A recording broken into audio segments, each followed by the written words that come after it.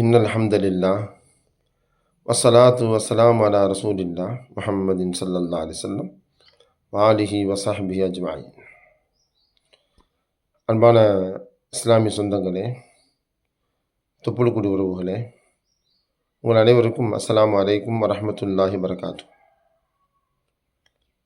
அல்லாஹ் மிகப்பெரியவன், இறைவன் ஒருவன்தான். இறைவன் ஒருவன்தான் என்பதை அல்லாஹ் முஹம்மது ஸல்லல்லாஹு அலைஹி வஸல்லம் மூலமாக அல்லாஹ் உண்மைப்படுத்தி விட்டான். முஹம்மது ரசூலுல்லாஹ் மூலமாக அல்லாஹ் என்ன செஞ்சிட்டான்? இந்த உலகத்துக்கு பூரா மனித குலத்துக்கு பூரா உண்மைப்படுத்திட்டான். எப்படி உண்மைப்படுத்தினா, அந்த உண்மை நபி, அந்த நேர்மையான நபி, சாதிக்குல் அமீன், அந்த முஹம்மது ஸல்லல்லாஹு அலைஹி வஸல்லம் அவர்கள் வாயால் அல்லாஹ் பேசினான். இந்த பேச்சு அறிவும் ஆற்றலையும் இந்த உலகத்திற்கு கொடுத்த அந்த அல்லாஹ்வுடைய பேச்சு என்பதை புரிந்து கொண்டவர்கள் முஹம்மது ஸல்லல்லாஹு அலைஹி வஸல்லம் அவர்களை அல்லாஹ்வுடைய தூதராக ஏற்றுக்கொண்டார்கள். அல்லாஹ் ஒருவன் ஆட்சி செய்கிறான், அவனிடத்திலிருந்து கடவுளும் இல்லை, அவன்தான் கடவுள், மீது எதுவும் கடவுள் இல்லை, அது பொய் கற்பனை என்பதை ஒத்துக்கொண்டார்கள். இப்படி அல்லாஹ் நிதர்சனமாக அல்லாஹ் தன்னுடைய அருட்கொடையால் இந்த சமுதாயத்திற்கு, மனித சமுதாயத்திற்கு தன்னை அல்லாஹ் வெளிப்படுத்தினான் முஹம்மது ஸல்லல்லாஹு அலைஹி வஸல்லம் மூலமாக.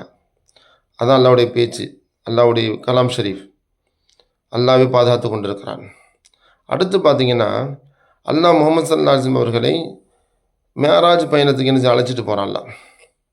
அல்லாஹ் தன்னுடைய ஹபீபை, எந்த ஹபீபை கொண்டு அல்லாஹ் தன்னை வெளிப்படுத்தி கொண்டிருக்கிறானோ, தான் ஒருவன் தான் இருக்கிறேன், என்னுடைய ஆட்சி தான் உலகில் நடக்கிறது என்பதை புரிய வைத்தானோ, அந்த அல்லாஹ் முஹம்மது ஸல்லல்லாஹு அலைஹி வஸல்லம் அவர்களை வானுலகத்தில் உள்ள சொர்க்கம் நரகம் அனைத்தையும் காட்ட வைத்தான்.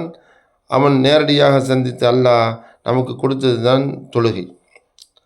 அந்த தொழுகை என்ன தொழுகை அப்படின்னு யோசித்து பார்த்தா, கூட்டு தொழுகையைத்தான் அல்லாஹ் கடமையாக்கினான். தனி தொழுகையா கூட்டு தொழுகை? கூட்டு தொழுகையைத்தான் அல்லாஹ் கடமையாக்கினான். முஹம்மது ஸல்லல்லாஹு அலைஹி வஸல்லம் மூலமாக அல்லாஹ் கூட்டு தொழுகையை கடமையாக்கினான்.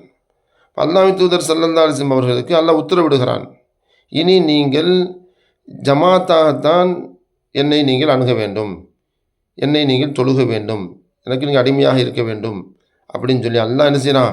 50 நேர தொழுகை கொடுத்து, கடைசி 5 நேர தொழுகை கொடுத்து, அஷரத் ஹசனா, ஒவ்வொரு நன்மைக்கும் 10 நன்மை தருவதை அல்லாஹ் வாக்களித்து, அதே 50 தொழுகைக்கான நன்மை நான் தருகிறேன் அப்படின்னு சொல்லி அல்லாஹ் 5 நேர தொழுகை அல்லாஹ் இருந்தான் மனித சமுதாயத்திற்கு கடமையாக்கினான்.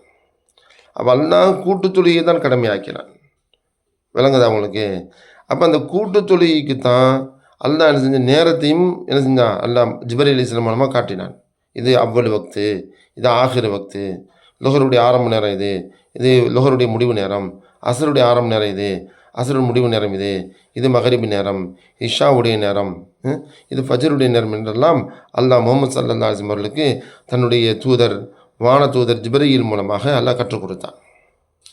அப்போ அல்லாஹ் இந்த கடமையான தொழுகை என்பது கூட்டு தொழுகை தான். அதுவும் குறிப்பாக எண்ணிக்கையும் அல்லாஹ் என்ன செஞ்சுட்டான்? வச்சுட்டான். அல்லாஹ் ஃபஜர் தொழுகை 2 ரக்காத், அதுதான் கடமை.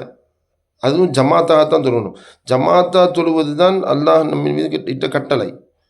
ஒரு இமாம் அங்கே இருக்கணும், அவர் அங்கே இந்த தொழுகைக்கு கூட்டு தொழுகையின் பேர். இப்போ எல்லோரும் கூட்டாக சேர்ந்து அந்த குறிப்பிட்ட நேரத்தில் எனக்கு நீ வணங்கணும், தொழுகணும், நான் ஒருவன் தான், என்னிடத்தில் தான் நீங்கள் திருப்பப்படுவீர்கள், இடைஹி துர்ஜாவும் அப்படின்னு சொல்லலாம். அவன் அளவில் நீங்கள் திருப்பப்படுவீர்கள். நீங்கள் விரும்பினாலும் சரி வெறுத்தாலும் சரி, உங்களுக்கு மத்தாவும் இலாஹீன், ஒரு குறிப்பிட்ட காலம் தான் உங்களால் சுகம் அனுபவிக்க முடியும். மத்தாவும் முஸ்தகர்ரும் அப்படின்னு சொல்லலாம். உங்களுக்கு ஒரு குறிப்பிட்ட காலம் தான் நீங்கள் தங்க முடியும், அதுக்கப்புறம் என்ன செய்வேன்? நான் உங்களை அழைச்சிருவேன் அப்படின்னு அல்லாஹ் சொல்கிறான்.